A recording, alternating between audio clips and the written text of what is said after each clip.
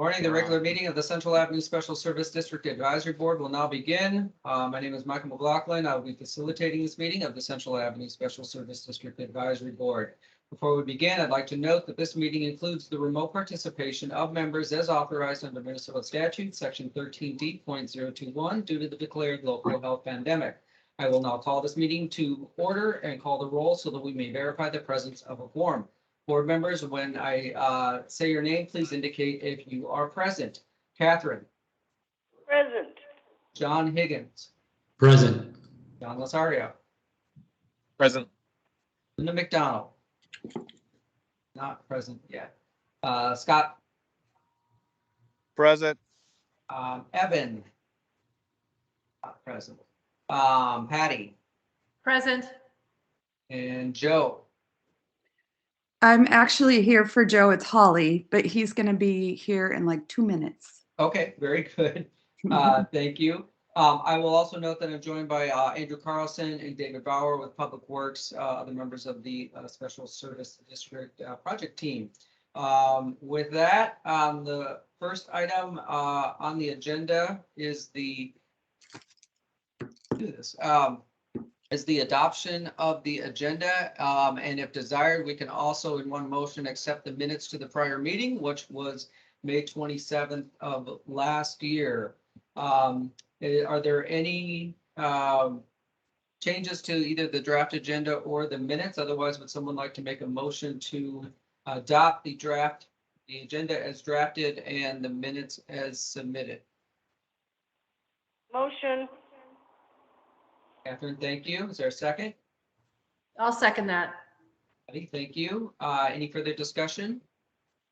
On that, I will call the roll on the motion to adopt the draft agenda and adopt the minutes to the May 27th meeting. On the motion, Catherine. We're voting. What? Yeah, Oh, yeah, aye. very good. Thank you. John Higgins. Aye. Good. John Lasaria. Aye. Linda is not present. The Scott. Aye. Evan is not present. Patty. Aye. Joe is on yet or no? No, not yet. Okay. Talking about this moment. Very good. The agenda is adopted and the minutes are approved. Thank you.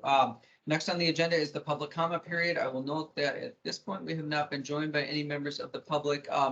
We will table that agenda item until the end of the meeting, should we be joined by anybody and if they would like to address the group. With that, we'll move on to the discussion items. First up is the 2021 annual report. This was sent out weeks ago now to board members and has also been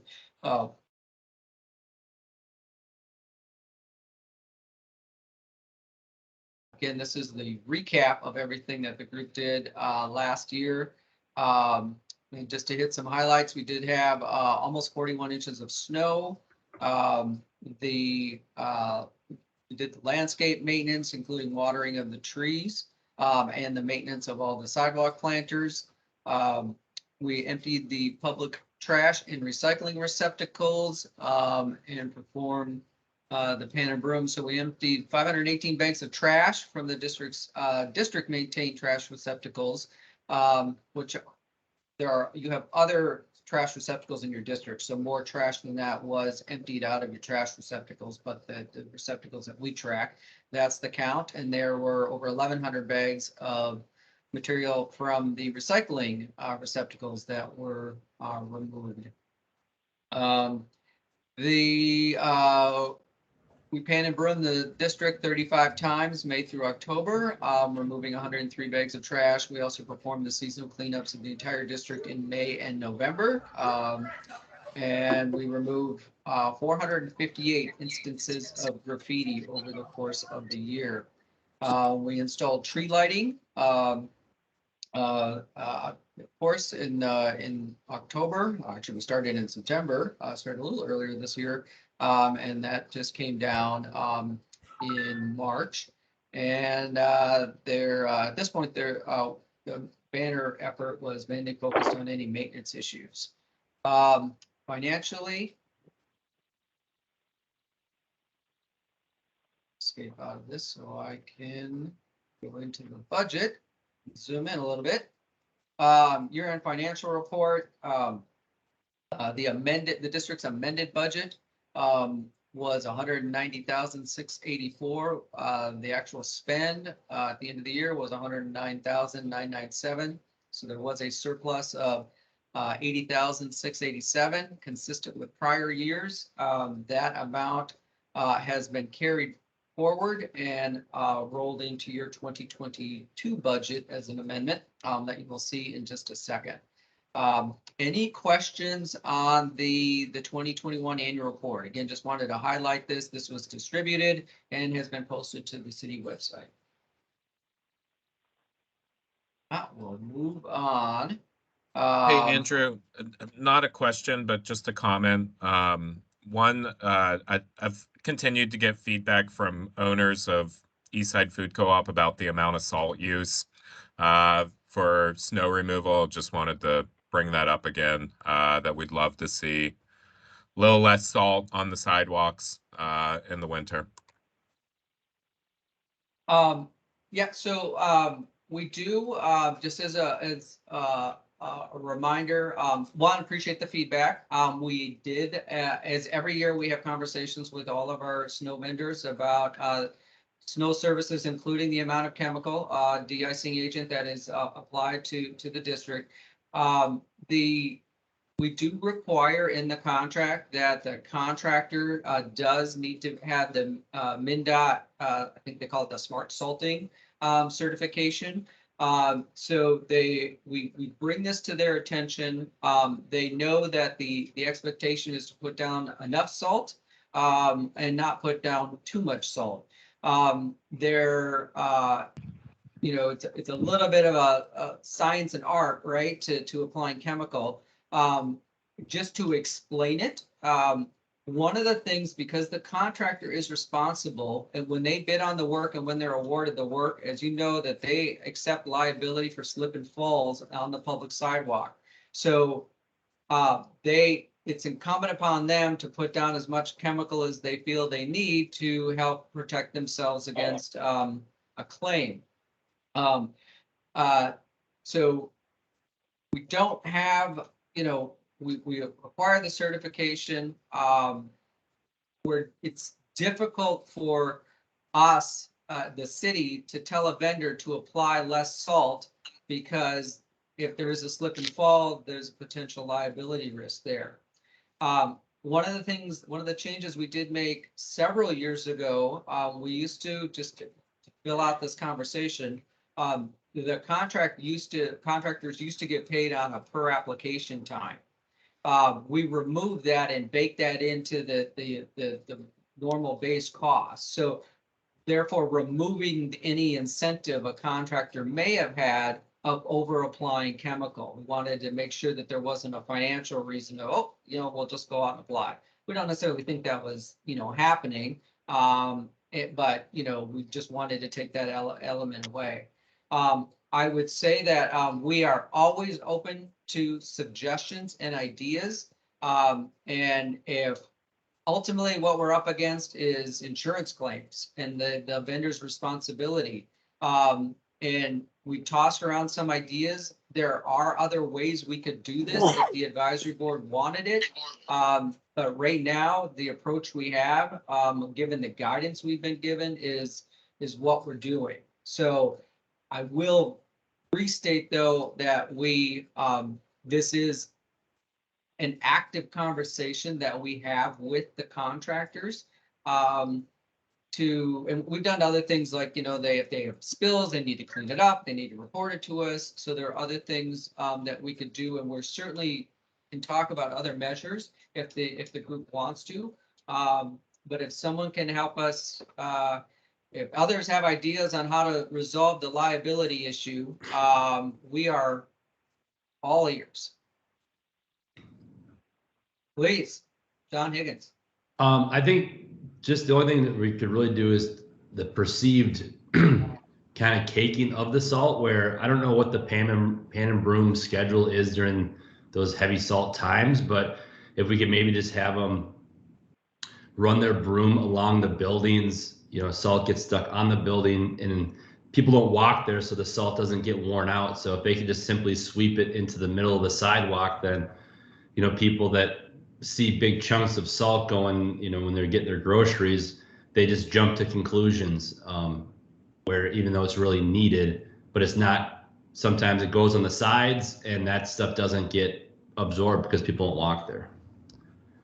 Appreciate the comment. The other observation we have is, so one of the things that happened this year is the snow events. There was sometimes wide gaps in time. A lot of times what would happen in a normal average snowfall year is, we get a snow event, it snowed, they'd apply the chemical. A week later, a few days later, we'd have another event, and that chemical would get swept up with, the next snowfall. Well, in some cases, we had large gaps in time.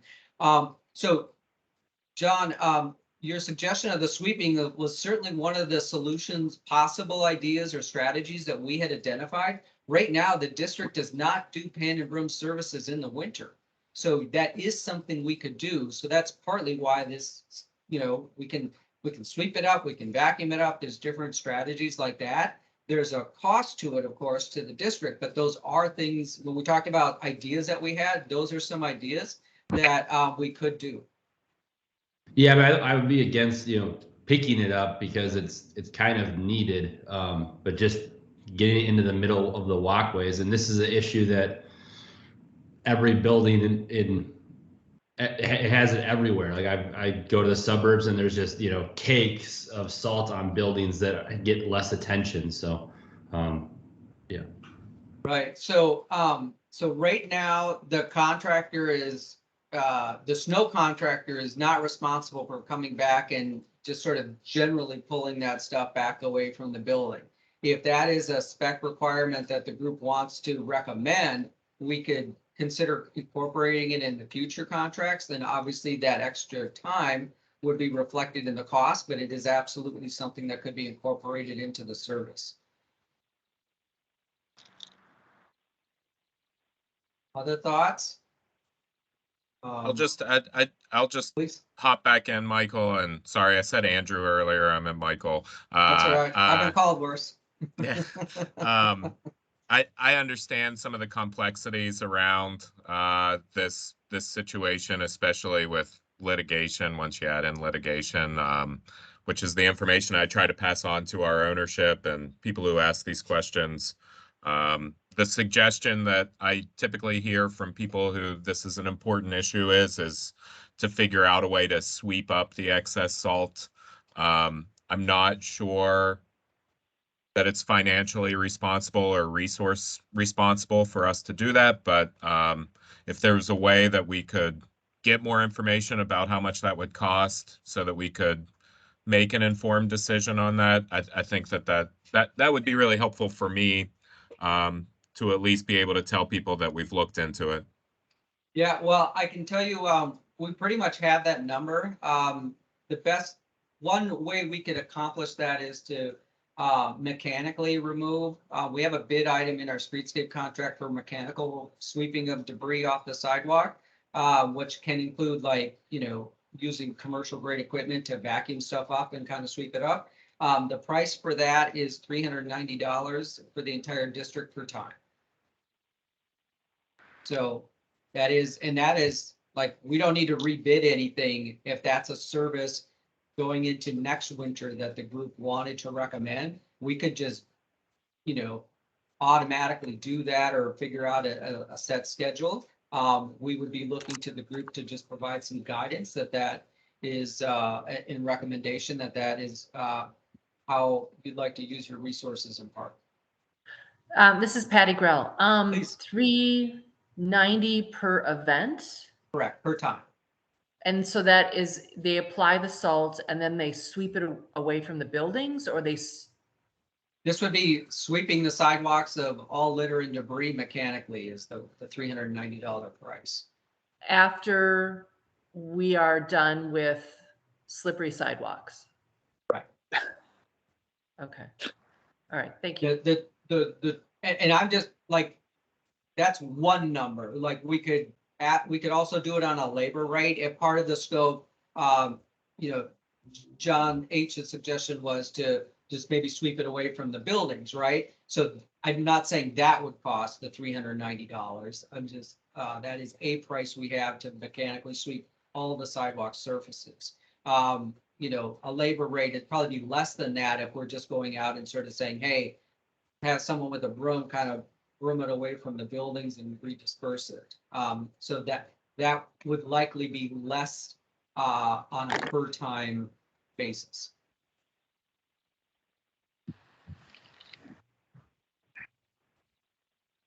Any guidance, any suggestions? Mull it over.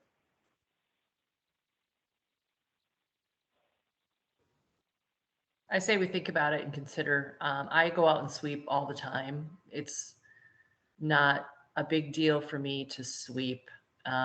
Sometimes I leave it on the, push it away from my buildings, and just leave it in the middle of the sidewalk. And other times I just scoop it up and dispose of it. So, yeah, I'm not opposed to just sweeping my front, but that's just me. So. Well, And I agree with that. I'm required to sweep every day per my liquor license, so I usually just sweep it out onto the sidewalk, or if there's a lot, I pick it up and throw it away. So I'm not interested in spending more money to have someone come and sweep it. They're already getting their snow cleared and the ice removed. They can go out and sweep it next to their building, I feel. Appreciate that. The other thing just for context that I usually add is a point when we're talking about part of why the amount of chemical that's applied is there is snow that comes off of awnings and, you know, sort of building facades that, you know, they'll go in, they'll clear the snow, and then as snow melts and wind and everything, it'll land back on the sidewalk you know, after they've left. Leaving chemical down does help address those issues when the contractor isn't on site. So that's another big factor in when they're applying what they're applying. So just to add that, and also just for consideration, another idea that has come up as a possible solution is we could in future contracts, and I just throw this out for the group to consider, the responsibility for laying of chemical could be shifted back to property owners. So that doesn't have to be a district provided service. The liability would then go back to the property owners. But if enough property owners said, hey, I'll just salt myself, we could just have the contractor just clear the sidewalks of the snow. So and I'm saying that as an example of, there are other ways to approach this if there's an interest in consensus, and that's an idea. Sweeping afterward at district cost is another, and so there are things that we can do, and this is where we have that conversation to get feedback. So I'm not interested in salting. I'd rather it all be done, and I'm happy to sweep up any excess. The current arrangement works for us, and this existing salt is not a complaint of any of our tenants right now. I agree. Hi, it's Linda. Hi, Linda. Glad you can make it. Thanks. I agree. I don't want to be responsible for salting. I don't either. Very good. I appreciate that feedback. So, you know, if you do, so John L., I think this kind of conversation helps when you're talking to folks internally. And I'll just say again, there are other ideas we thought about.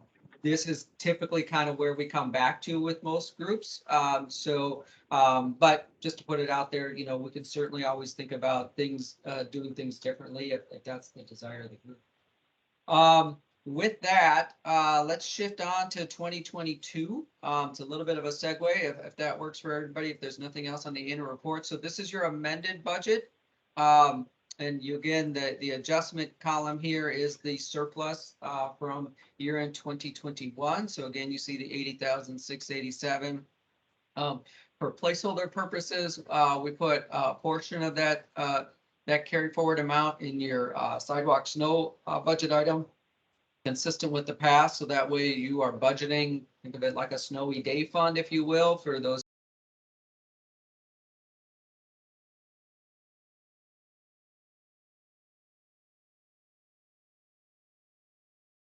to allocate these dollars to the other line items if desired. Talking about sort of 2022 work plan. So the general work plan is in place. We've initiated the pan and broom services. We actually started that a little early this year since the sort of the snow stopped a little earlier this year. So we started that 2 weeks early.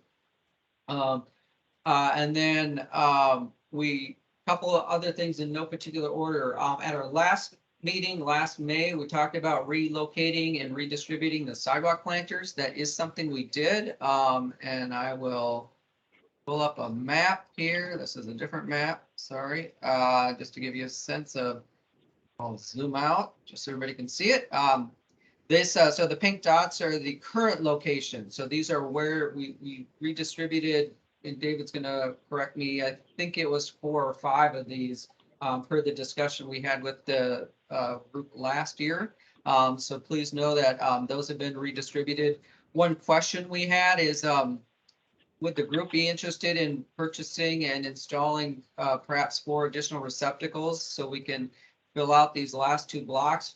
So every block base has at least 1, if not 2, sidewalk planters. How much would that be?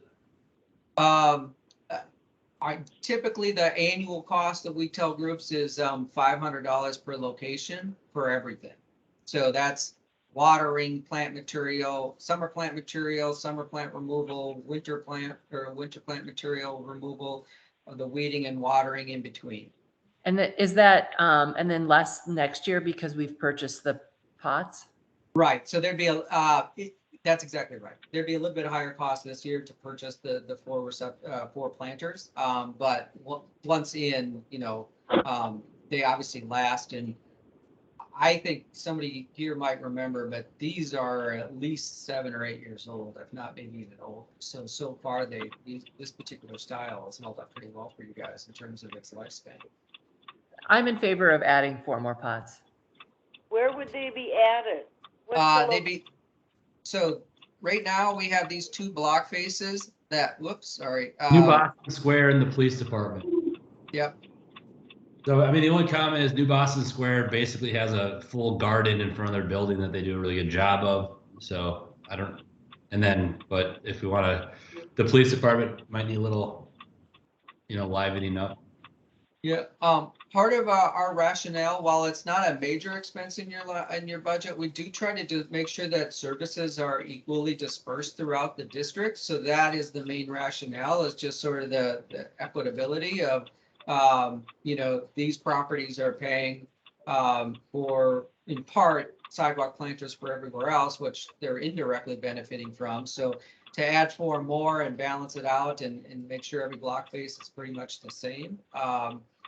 Seem to make sense to us for not a huge investment. I would interject too that even though they have a garden in the summer, they don't plant in the winter, I don't believe. So it would be nice for them to have the winter look.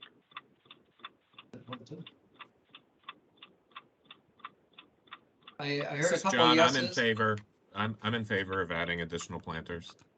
Me too. This is Scott. too. I agree. This is Scott. And Linda agrees. Very good. Thank you. We will try to get those ordered, given supply issues this year, and it'll be too late for the summer plantings, but we probably can get them in place for the winter plantings and going forward. So we'll get that done. Next up, we wanted to talk about seasonal lighting. So I'm going to go back to this map, which has a whole bunch of color coding on it. So this is your tree locations. So wanted to just recap sort of where the district is at and then ask a question. So the district has 105 tree locations. 12 of these are currently do not have a tree, but some of them may be filled by the park board yet this spring. And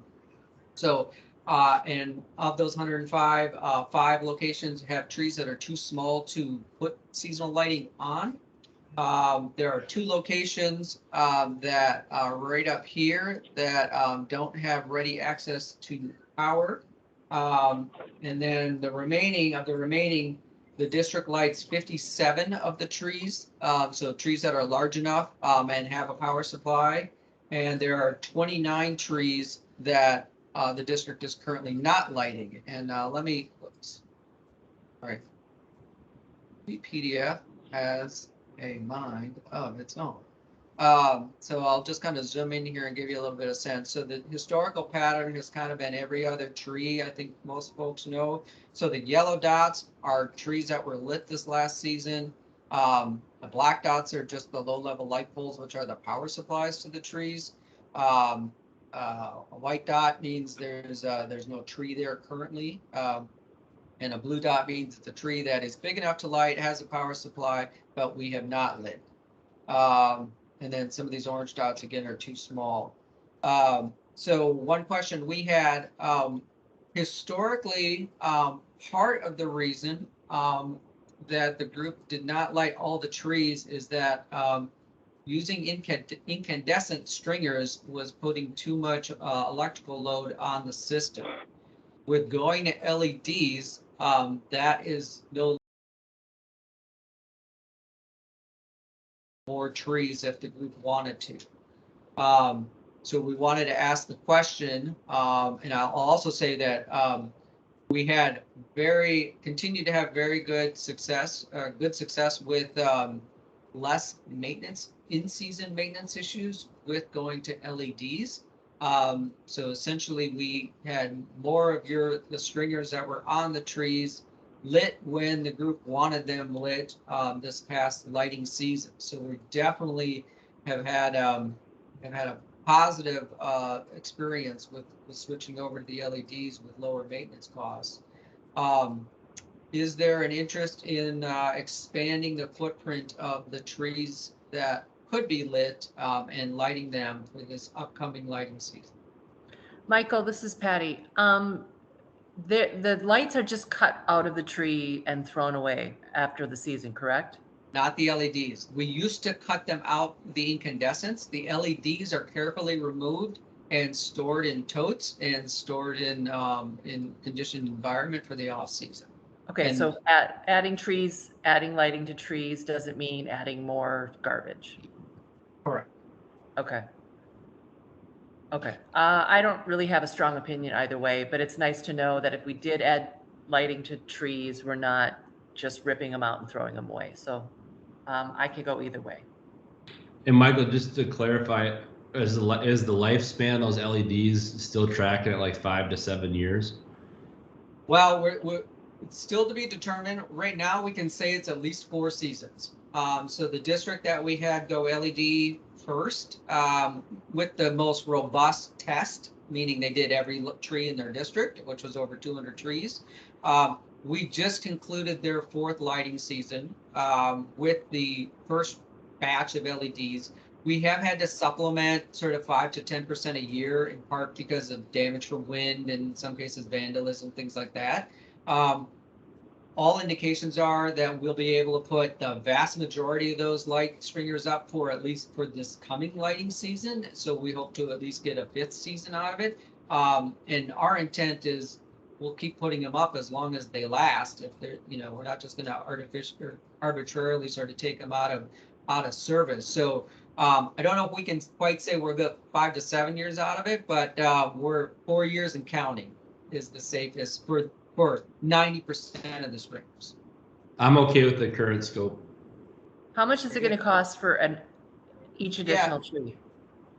So it's I'm going to move to the budget, back to the budget. Sorry, I'm not trying to make anybody sick.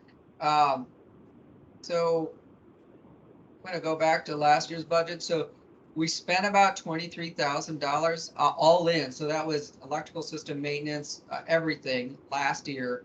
The fastest rule of thumb I would say is if we were to light all of the remaining 29 trees, because it's about 50% of what you're currently lighting, these costs would go up about 50% on this line item. So add 11,000 or so, 12,000 or so to the 23 you're spending if you decided to do all of the remaining trees that are large enough to light. And that's just a rough estimate. It's not to say it would be exactly that. There'd be some efficiencies, but for high level financial conversation purposes, that's probably the estimate. And I mean, I'm happy with the lights. I'm happy with the lights the way they look currently. I think the street was well lit. I'm not really in support of putting more lights up. Appreciate that feedback. Others? Hey, Michael, are we still doing colored incandescents at the end of blocks? It's colored LEDs at and it's at certain corners. So it's at Lowry, 26th, and 19th. So we do the four. I can go back to the map. We do the four corners at Lowry. I did not indicate that on the map because honestly there were just enough colors on this map as it was.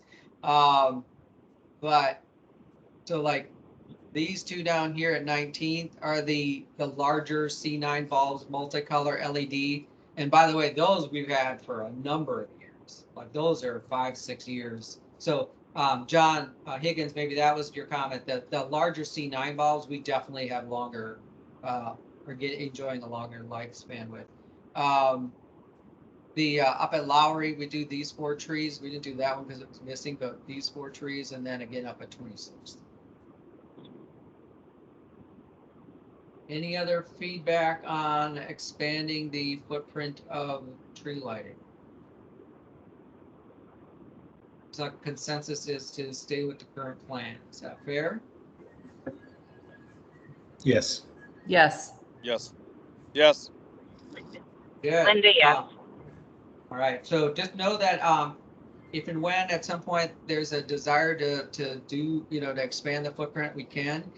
I would say it is something we would encourage the group to think about, especially as we have surpluses. Not that there are other uses for those dollars, but it really is an artifact of the electrical system and what it could tolerate prior.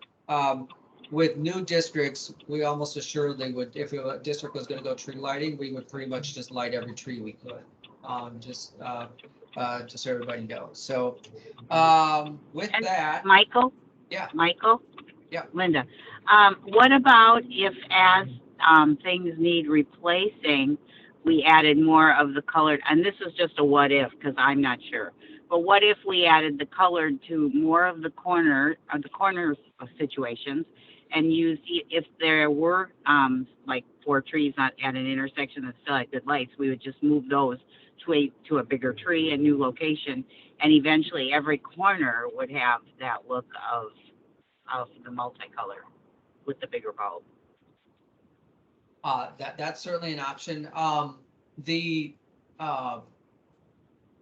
Just for context, the C9 bulbs are more expensive. So Correct. on a per tree basis, that would be a higher cost than using the clear LEDs on a tree. But it is an option if the goal was to deploy more multicolor. Right. So say that like in a year's time, next year, you have 4 sets of lights that can't be reused. You could then purchase 4 sets.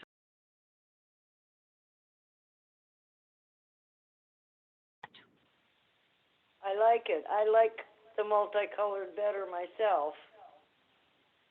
It would add to the continuity, so we could eventually like start to go towards continuity.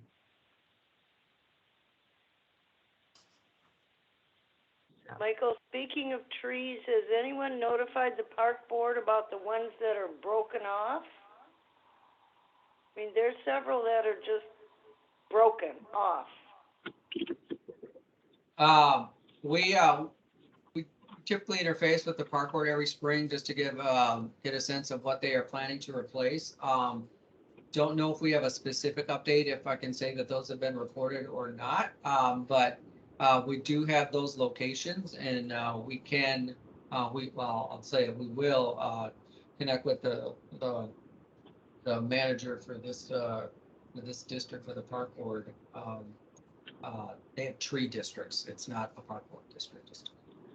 And Michael, who would be the appropriate person to get more information about tree trimming? I think I've asked for 3 years now. We got branches that are touching our buildings, damaging roofs, that kind of thing, and I'm getting nothing. So.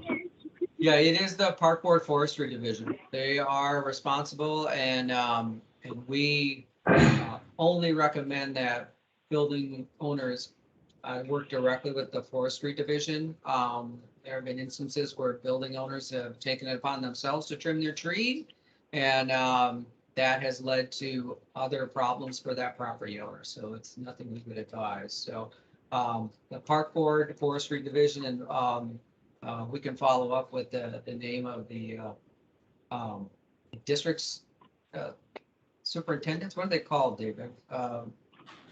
The Park Board Forestry person assigned to each area. Yeah, it's the district forester. District 4, thank you. See, I would have gotten there eventually.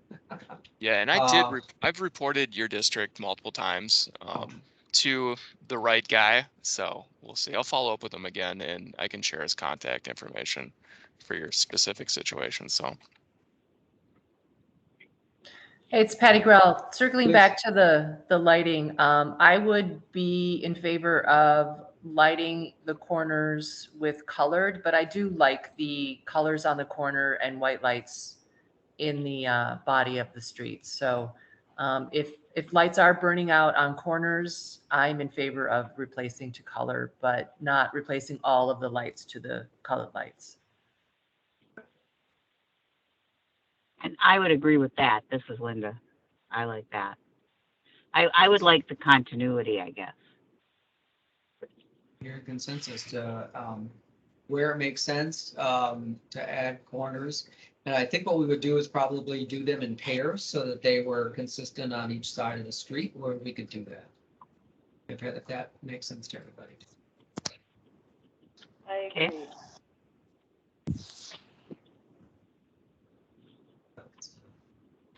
I'd support that. Very good.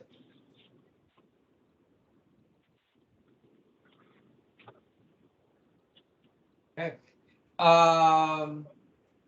Let's see, a couple other things, just we'll put it under the 2022 work plan. The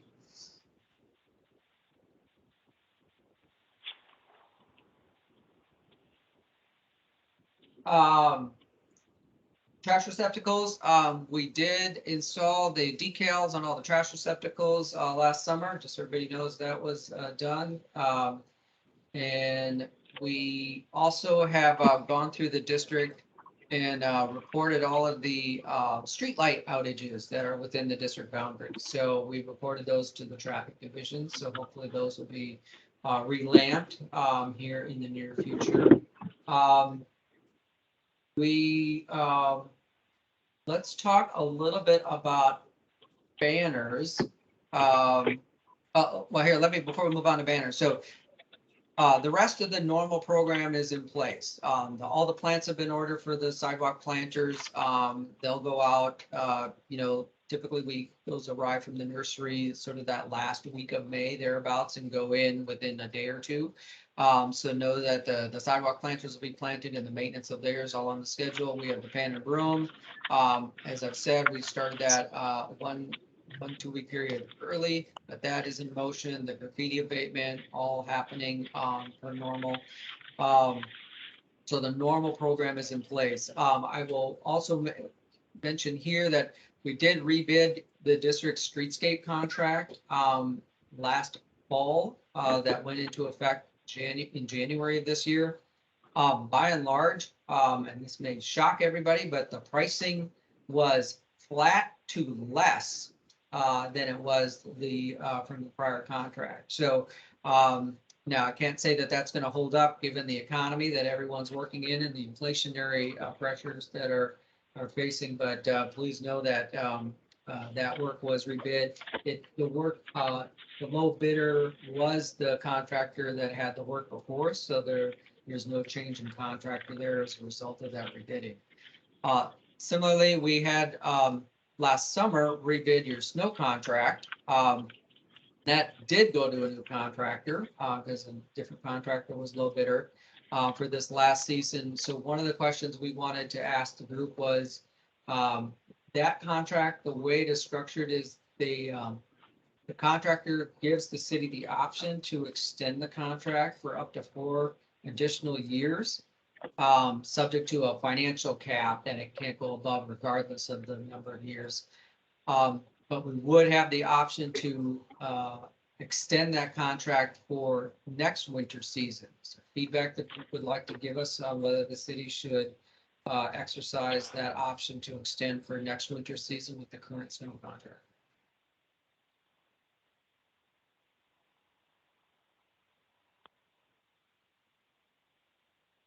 I think the contractor did a good job, minus the couple things that I called you about. But I didn't see that after we had our conversation. Okay, good. So, others? I guess I have a question, and this is completely personal, because I sleep right on, yeah, like I live here and my apartment's right on Central. Just basic placement of larger trucks that idle for hours and hours and hours, like just other than that, I think they did a pretty good job. I had called you, Michael, on a couple of issues, but they addressed them pretty quickly. And it's a very personal request of maybe, you know, and I don't even know if it's appropriate to ask, but all in all, I think they did a pretty decent job. So I agree. They did a pretty good job. Just the clearing out the bus stops on the front of my building again were an issue. But I do know what you're saying about the trucks when they go to haul the piles of snow away. They do it in the middle of the night, and it is noisy, but it's necessary. So I hear them also. Yeah, I would just on the idling that we can talk to them. It gets a little tough because you know, Central is a mixed use corridor, as you all know. A lot of buildings have residential above them, so it'd be hard to find, you know, specifically say, okay, well, park here but not here. In part because, you know, the goal is that they get in and out, right? I mean, that's what we want. So and they want to get in and out as fast as possible, which is partly why we do it overnight, because there's less traffic and fewer people to worry about from a safety perspective. So we'll talk to the vendor and see if they have thoughts on their, you know, other ideas about where they are having trucks queue up. So any other feedback on whether to extend the contract or not? Hey, this is John. I thought that the contractors did a pretty good job. They seemed to me like they used larger equipment and heavier equipment than the previous contractor. We did have a couple issues with them hitting parking lot signage on the sidewalks as they were clearing snow. And so I just would want them to be careful of those types of things. But otherwise, I thought they did a pretty good job. And other than my salt complaints too, but that's whatever. All right. Well, appreciate the feedback. If you think of other thoughts, we'll still we'll review it internally, and there'll be a final decision made. But this is helpful feedback from the group. Banners, and then we'll move on to the 2023 budget recommendations. So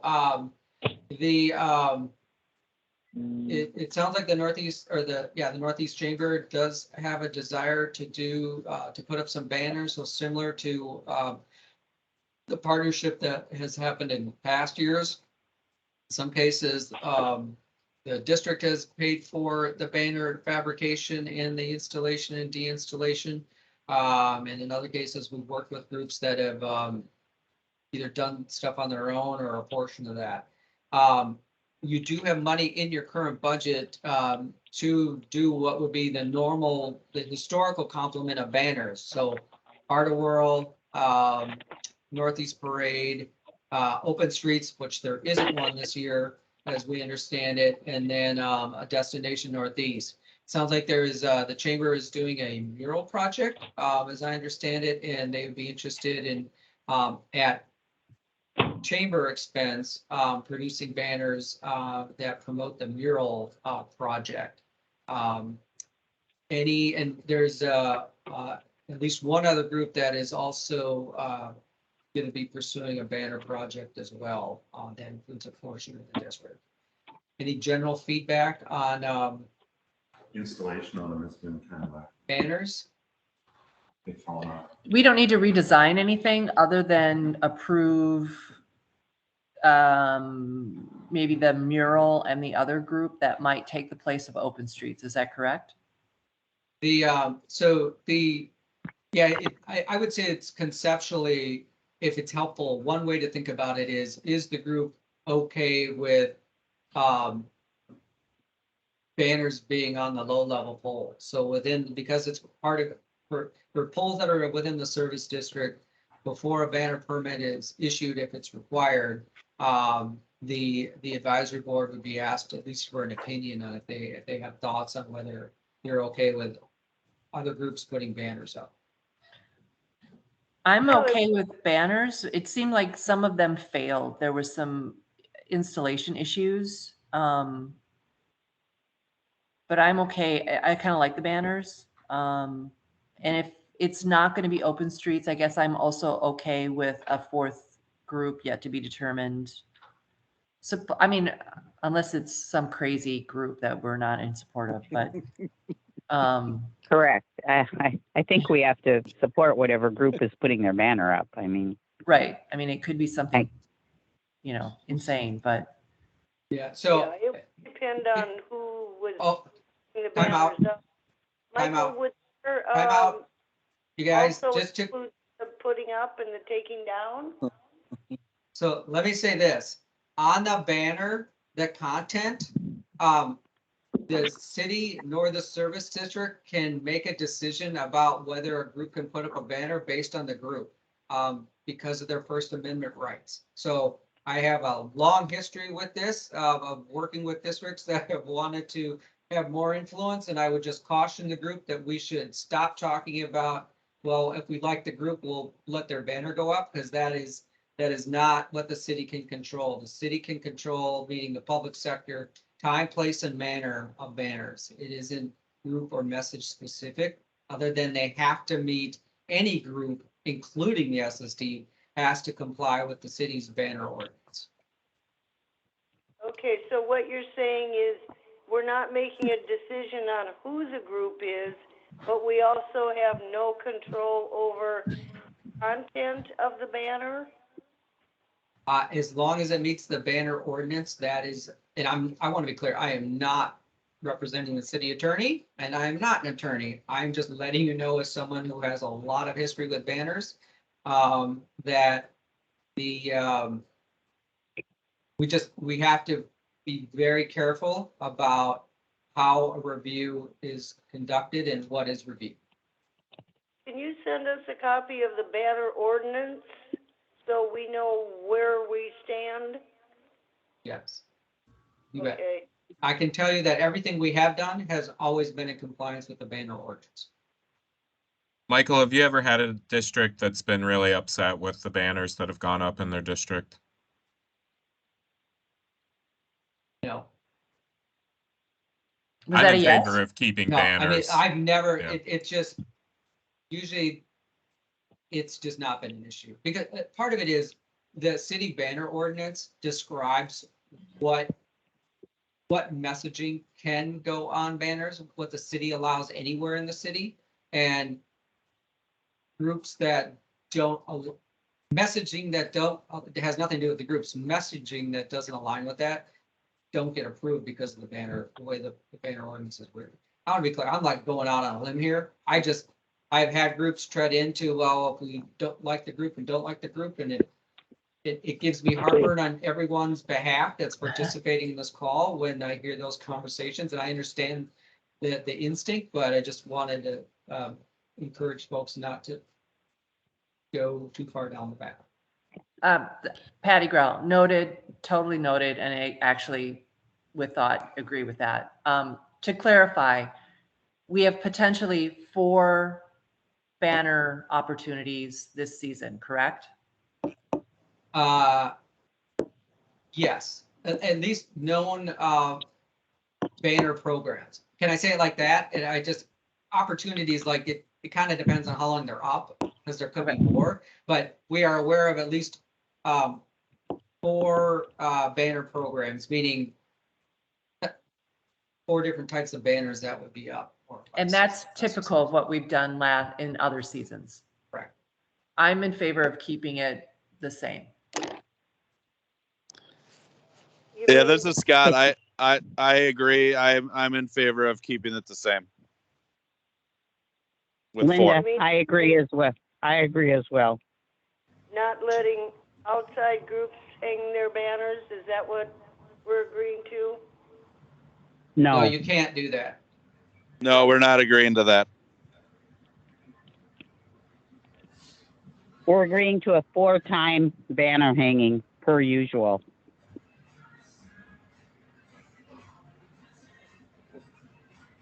It's possible that some of these could overlap because of the number of polls you have in the district. So I would just encourage the group not to think about it as, in the past, we have done 4 up and 4 down.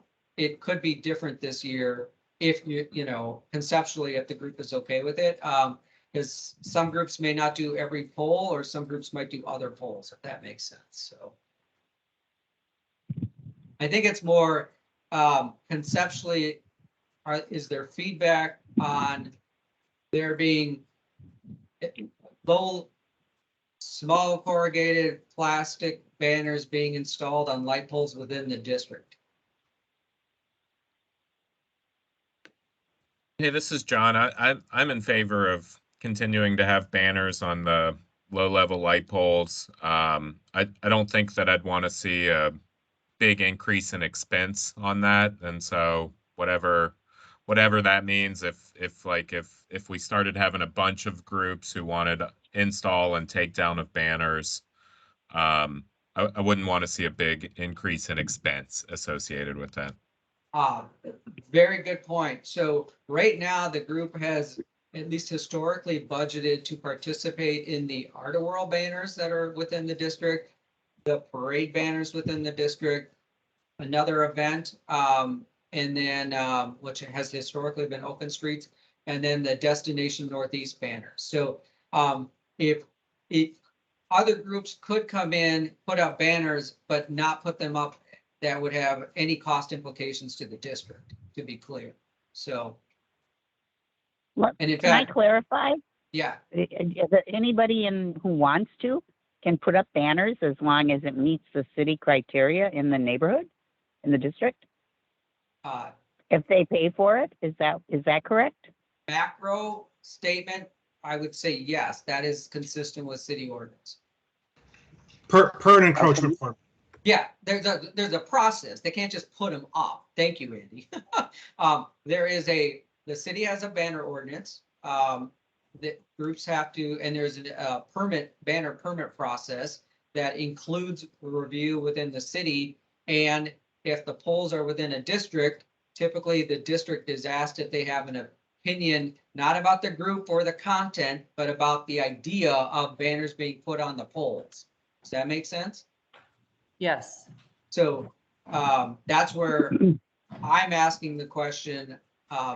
It's really, if a group, let me give you a different example. An advisory board said, we don't like banners. We don't want to allow anybody to put banners on our polls. That recommendation would feed through anybody who applied for a banner permit. Doesn't mean that that's going to be the final decision, but that would be the advice given to city staff for city staff then to make a final decision. That's effectively how banners work in the city.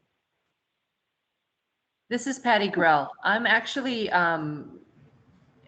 what John said in regards to, I do not want to increase any costs. And in fact, if we only have plans for the chamber, the parade, Art World. Art World, and World. then the Northeast banners, I would actually be interested in reducing our banner budget. And if someone wants to pay to put banners up and moves through the process, sure. But I would be interested in reducing our banner to just 3 this year. And those who want to pay for banners, sure. But what do you guys think of that? I think it would depend on the banners, and we would have no or very little control over that, which concerns me a little. We've had just banners that were specific to Northeast in the past. If we lose that, I'm not in favor. Oh, can I nuance something, Catherine, there? The situation I'm describing has been the case for a very long time. So anybody could have come and proposed this. It didn't happen. So there's nothing new that's changing on, I mean, what I'm describing, we're just having a detailed conversation about banners. None of this policy is new at all. What it comes down to is, to Patty's comment, is a portion of your banners, a portion of the banners that are up in the district are put up there at district cost by recommendation of this group. So if it's easier to narrow the conversation down to that, that might be another way to conclude this conversation. Patty has suggested only budgeting for 3 banners cycles this year, and if other groups come in and go through the process at their own expense, so be it. I'm paraphrasing. Does that reflect your intention, Patty? Yep, perfectly. Because are we only paying for install, or we're not paying for manufacturing of the banners, correct? Because I know the parade banners are paid for by the chamber, along with the mural banners is what Christine had said she wanted to pay for through the chamber.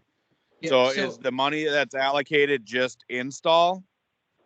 So it has depended on in the past. So there have been years, like, I mean, it's been a little goofy just because of the pandemic and some of these events didn't happen. But in past years, the group did pay for the production of the banners, the installation of the banners, and the deinstallation of the banners. They paid for all of it as part of your budget. In some years, when the chamber, for example, had a grant, or like they do this year, then they paid for the production of the banners, gave the banners to us, and they were installed and deinstalled at district expense. So it has depended by the year and the banner program. So of the 4 groups, do you know which ones we have to pay to manufacture? Well,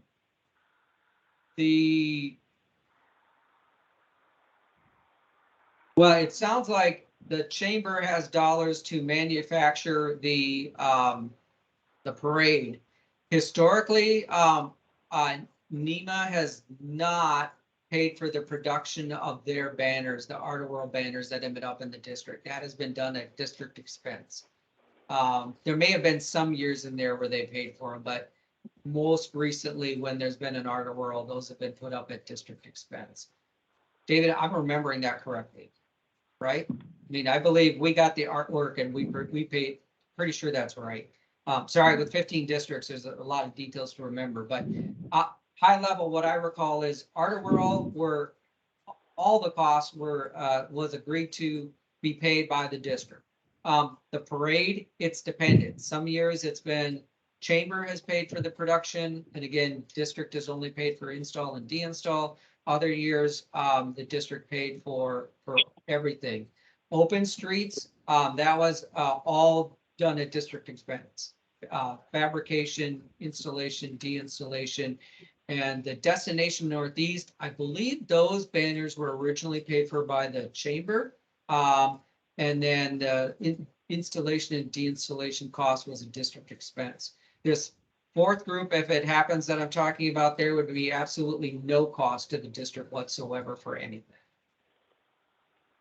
Do we have the Art of World banners produced already? Because that's like in 3 weeks. That was by communication to the Christine was we would need those like absolutely as soon as possible, that artwork, in order to have any hope of getting them up in advance for Art of World weekend. It may be just, normally they are already in production by now, but we didn't know if it was Art of World was happening and if there was an interest, and no one had given us any artwork. Typically, NEMA has given us the artwork, to be clear on that. So I think, I mean, one, there's a question to the group of, do you want to continue the partnership to promote Art of World if it's possible? And then the second part of that is, can artwork be produced fast enough, and can we get them manufactured fast enough to be able to have them up? I think it's too late for Art of World. I do want to, in 2023, promote Art of World, 100%. I know that the parade is happening this year, which I'm very excited about. I would be inclined to post the parade banners ASAP, or get the artwork, or get that moving. Clarify if the chamber's paying for some of that, or if we're paying for all of it. I like the Destination Northeast banners. Again, I think we should move and get those planned out and get those in production so they can go up after the parade banners come down. I think Art of World, unfortunately, this year is just not feasible. I think we've run out of time. And, but again, to reiterate, I really want Art of World banners for 2023, next season. And Christine? we're not doing open streets, so go ahead. Christine did say that in her text that they have money to produce the parade banners as well as the mural banners. So I think the mural partnership there, banners. yeah, the partnership would be I'm reading between the lines. I think the partnership would be the district pays for the installation and de-installation. So the parade and mural banners are two separate things. Yep. And then when do they want to install the mural banners? That I don't know. Okay. If the Destination Northeast banners could be the last that go up and kind of try to maintain and last through the season, the winter, and then we just kind of start the cycle again, that's my preference. So parade goes up as fast as it can. We're going to not be able to do Art of World, is my opinion. A mural banner paid for, production paid for by, wait, is the parade production paid for by chamber? It sounds like they have the resources to, yes. So this year they have the resources to, is the communication. I was literally just reading the text. okay. So I'm going to start over again. Sorry, guys. So parade, production paid for by chamber. The CACID pays for installation and de-installation. Art of World is a loss. Mural paid for by the chamber. CACID pays for installation and de-installation. And the Destination Northeast is paid for all by CACID, correct? And the Destination Northeast banners, we will reuse those. So there's Okay. no production costs there. At least to my knowledge that I'm sitting here with right now. Okay, thoughts on that, guys? I think that sounds great. I do want to support Art of World next year. I think we are beyond our reasonable time this year to get it done. They need to be up already. I agree. It's Linda, and I'm in favor as well of a three-parter.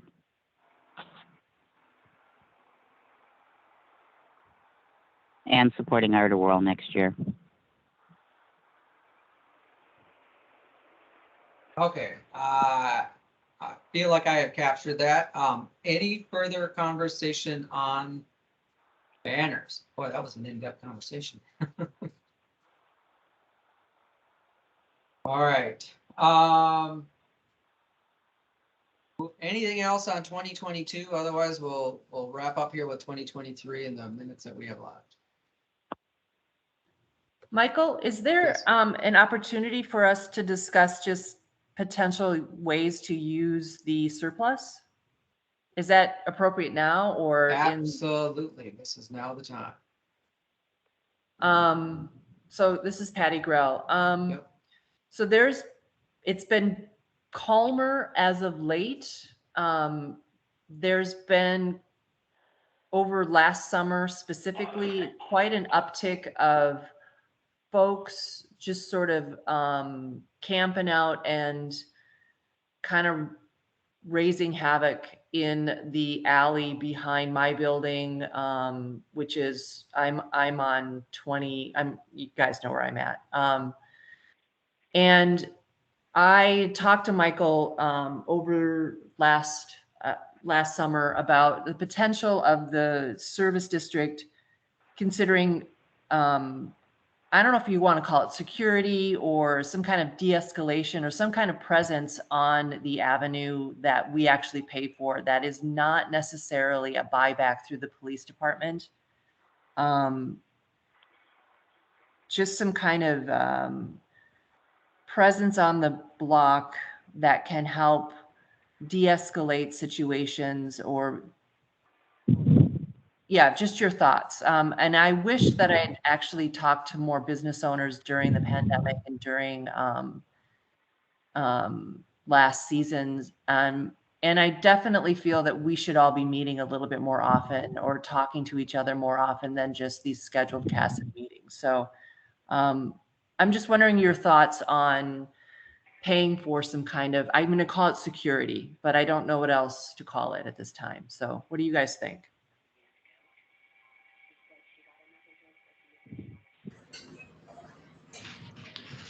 Well, unfortunately, we're experiencing, a step up of what you are. Our tenants are experiencing dramatic head trauma, assaults, over $10,000 in graffiti this year.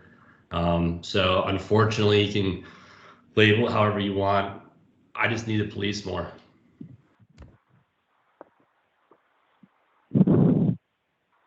This is Linda, and I had a terrible issues this year with homeless with our friend Andrew Paulson and his parties in our stoops, and a very hard time moving him on because of the current attitude.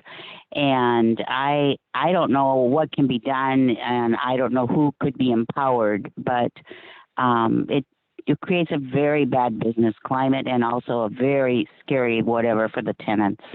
So. And I don't know what the answer to it is, but I agree. We have an issue, or we had. I don't know what the spring will bring.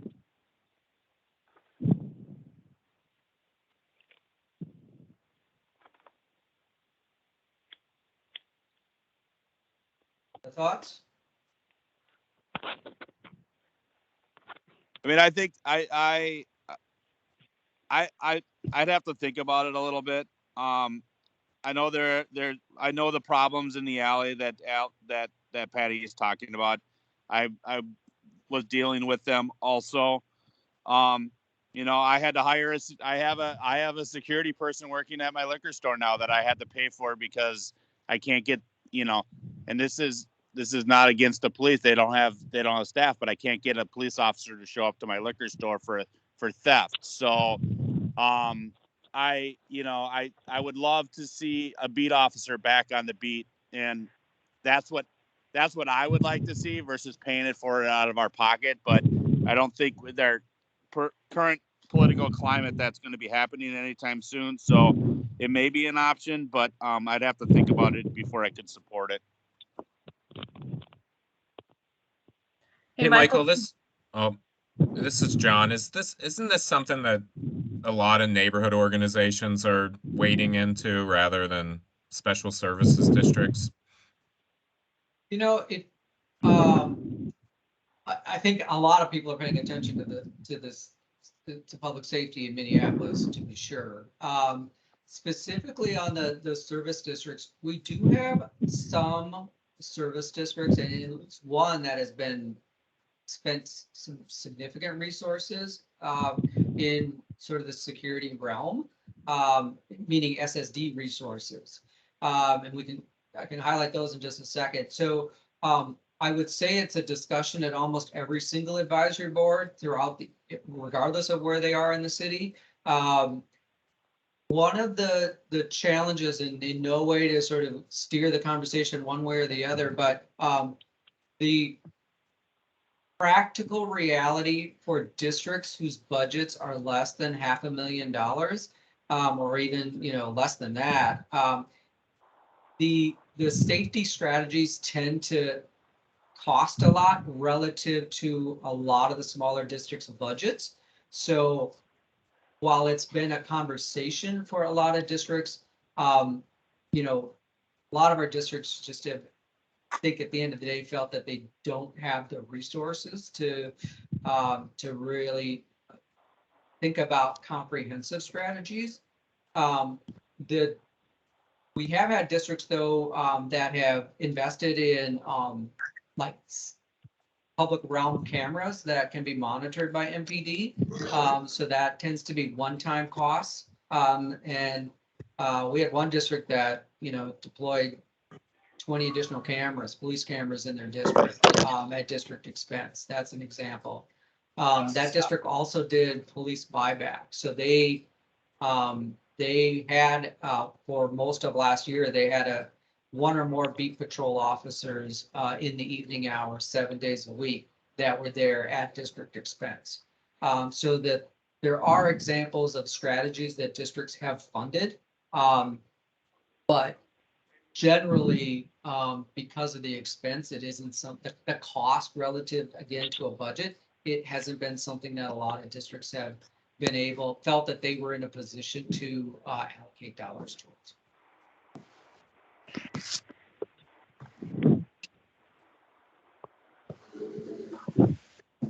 Other thoughts? Patty asked the question about the surplus, and cognizant of the time, we do want to end here at 1, but are there any, beyond what we've talked about in terms of this year's strategy, is there anything else the group would like to do? We did do a walkthrough of the district, and the multi-year issue of the condition of the tree openings is something that dollars could be allocated towards if there was an interest. Can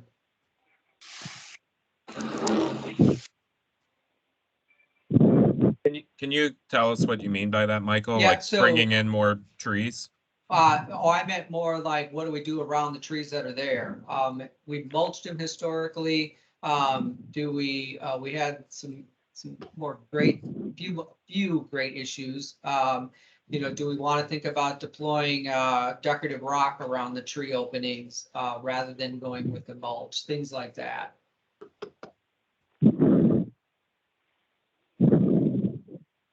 Again, the default has been around the tree pits to make them aesthetically, make them look a little better. We've mulched around them, usually either, if not each spring, every other spring, just to make them look a little better. Obviously, the mulch disintegrates and gets blown around and stuff, so it doesn't stay there necessarily like a garden bed. Well, I'd like to stay with mulch because rocks get thrown at buildings. So I'm not in favor of rocks. I agree. This is Linda. I'm not either, unless it would be those rubber where they make them out of recycled tires or something to that effect. And then I also think we probably have some issue with the snow removal and them getting into the equipment. So I'm not in favor of rocks. Mulch is fine. When are the rest of the oh, go ahead.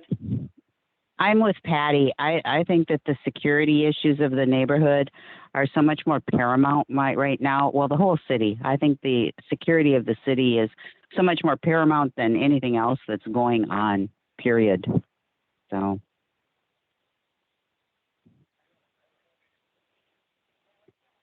And I don't know how many dollars we're talking to increase cameras and if that would, or to install cameras and if that would be effective at all and if that's within our budget. But at the moment, I think that money well spent would probably be to safety.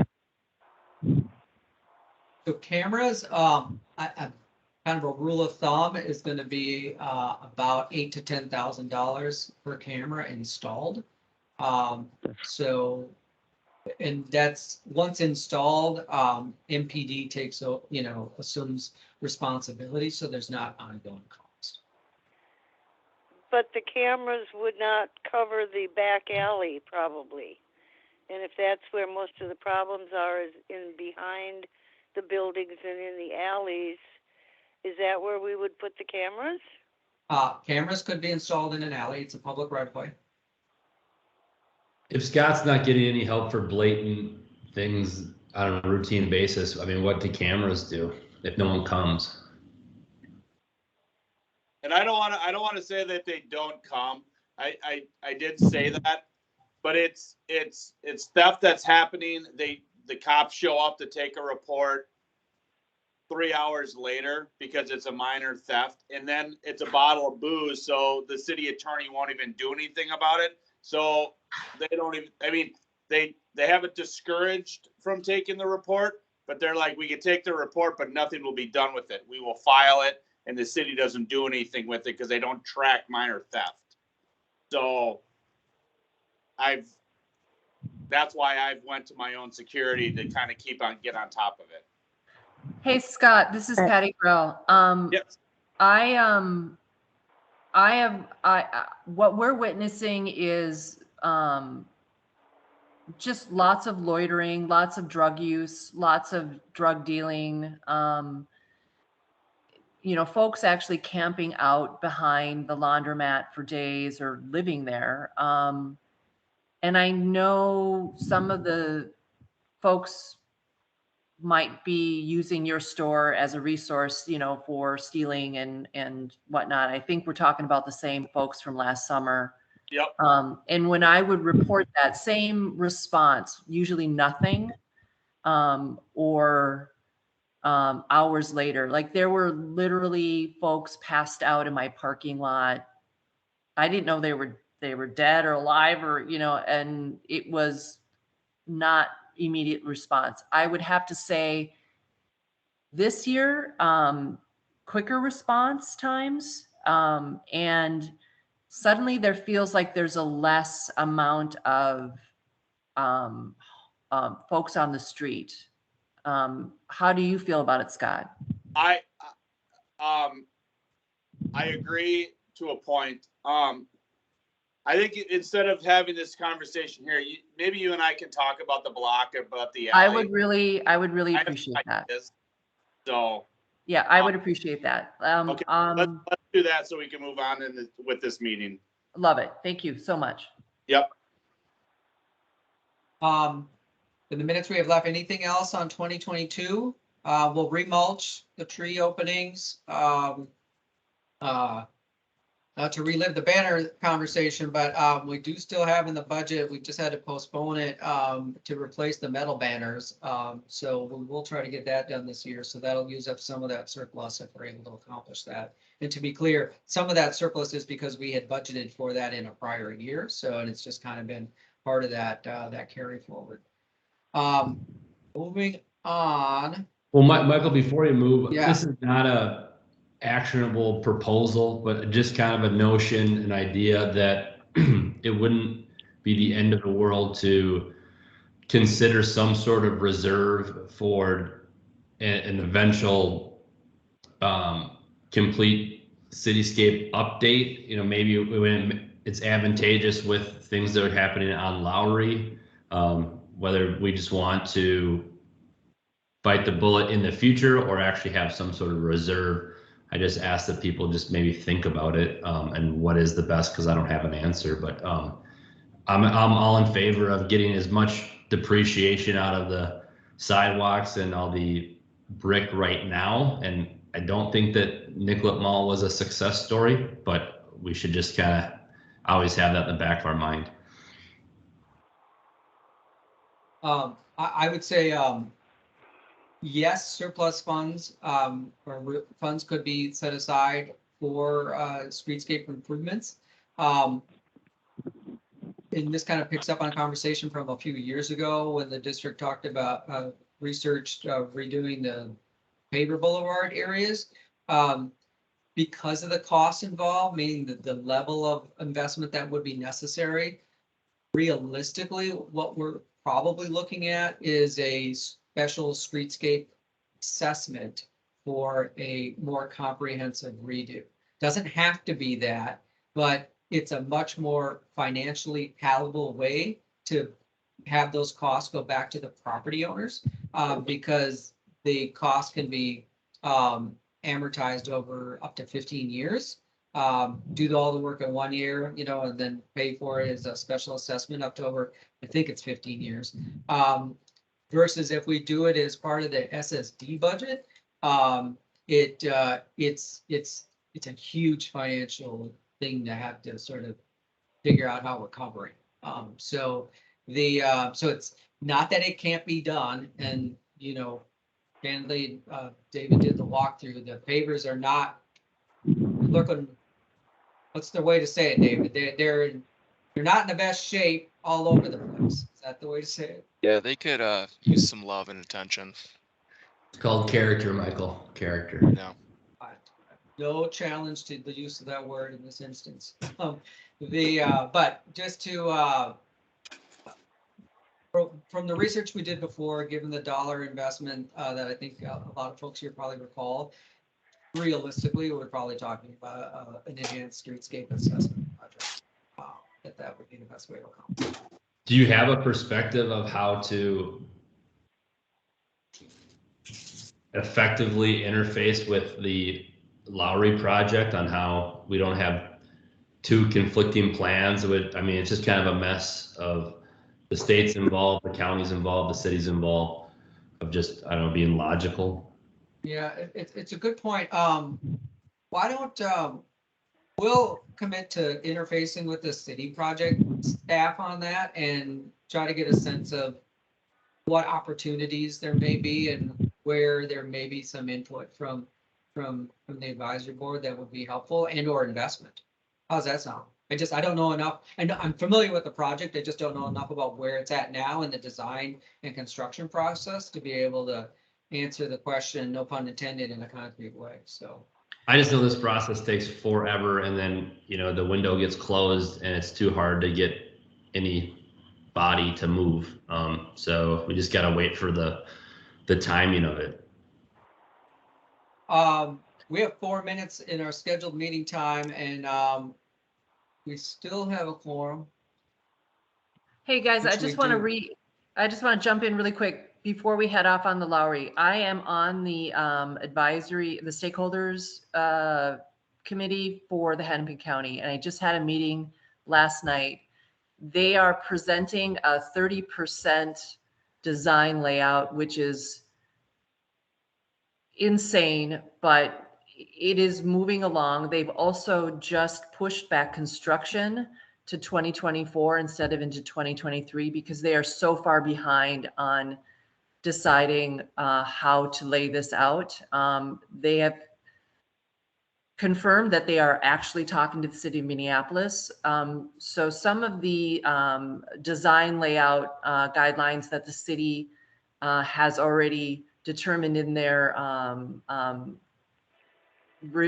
plans should be appropriately used. Yet it's yet to be determined, though. They really don't have a ton of information that they're sharing about the Lowry reconstruction.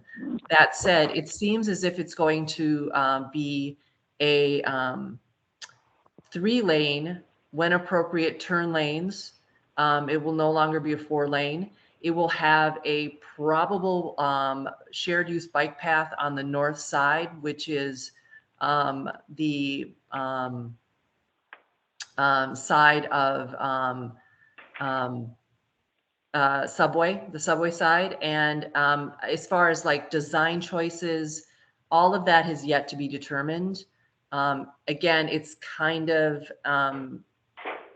it's really, it feels unorganized to me, but there is a task force. They are sort of communicating, and they are starting to talk to the city of Minneapolis and MnDOT specifically about Central Avenue and how that all is going to work. So it is not too late to start thinking about trying to tie in Central, but it might be too early as well. So if you guys want more information, I can try to give you more information, but we should do it outside in another meeting. So I am on that committee. So I just wanted to let you know. Thanks. In our remaining time here, we included in the packet a draft 2023 budget. So this would be your budget for next year. This is the meeting that we are looking for the group to make a budget recommendation for next year. After going back and looking at the 2021 expenses and where we actually landed, we were comfortable, at least in drafts, subject to the group's conversation and any modifications, comfortable with coming in with effectively a flat budget and essentially the same budget as 2022. This would keep service charges flat to the dollar at $125,500, which is what they are this year in 2022. I would just note though that as we've been talked about a number of things here, other than snow, which is the big variable, there isn't a lot of other leeway if you want to keep the same program in terms of services that you have. With that, comments, discussion on the draft 2023 budget.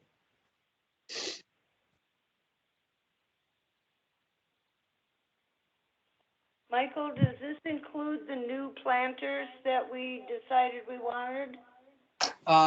So it does not include additional money, but you could probably for 2023 still stay with this $24,000 this $10,000 number.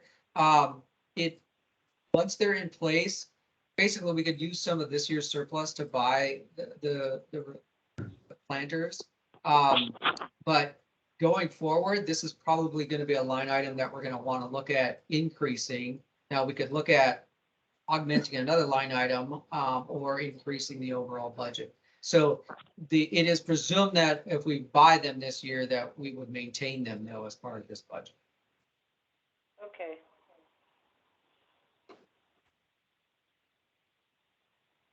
Other questions, comments?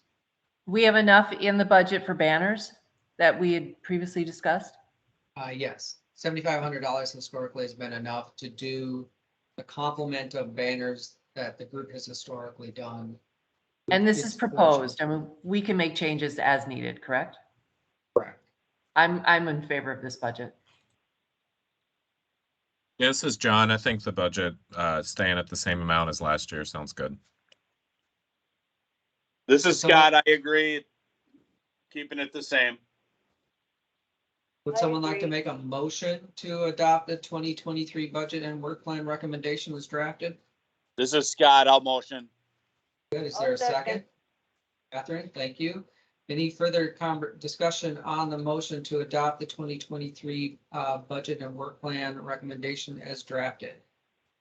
Not, I will call the roll. Board members, when I say your name, please indicate your vote. Catherine.